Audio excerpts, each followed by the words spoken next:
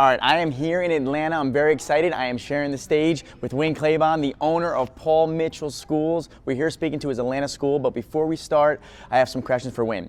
So Winn, when you hire speakers, so I've been speaking at Winn schools for the last year, and I've really been around his culture, and I love the culture, but what I've noticed, he brings speakers to all of his schools, right? And you bring speakers, and they're always different. They're always different. They have different stories. But what do you look for in a speaker to inspire your students? Like, what's like the number one thing that you say, hey, you know, that I want them for my students? Oh, that's an easy question.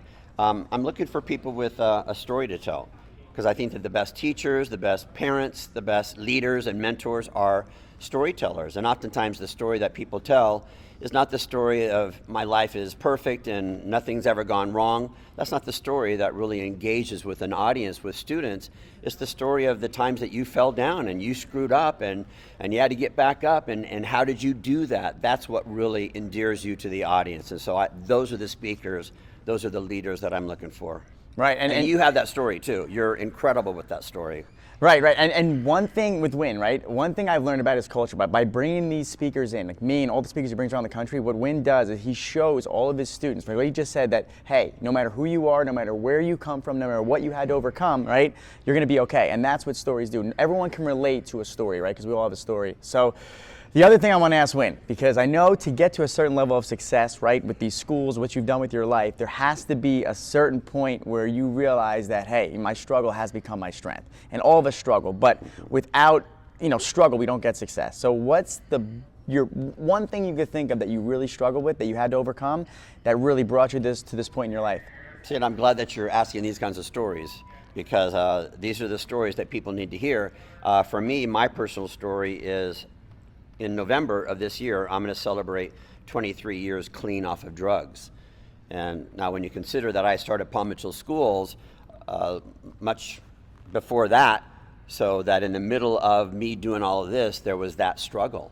And you better believe I'm very, very open and honest about that story, because I know that if people see me and they hear my story, they're thinking, well, Winn sort of looks like he's doing okay, so maybe there's hope for me. And that's my story, and I'm proud of that story. Not that I would wish that on anybody, but I'm super fortunate to have that as my past, that yes, I struggled with an addiction, and I was able to overcome that.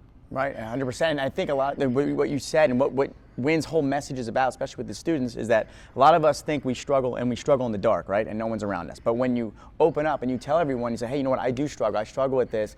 And by bringing speakers, by sharing Winn's story, my story, everyone all over the country, it shows, hey, we're not alone, right? And when you realize you're not alone, you realize you keep on going and everything's going to be okay. So one last question. This is it. I know I thought that was my last question. This is my real last question. If you had to give any advice to an entrepreneur, someone just starting out, right? Just trying to figure it out.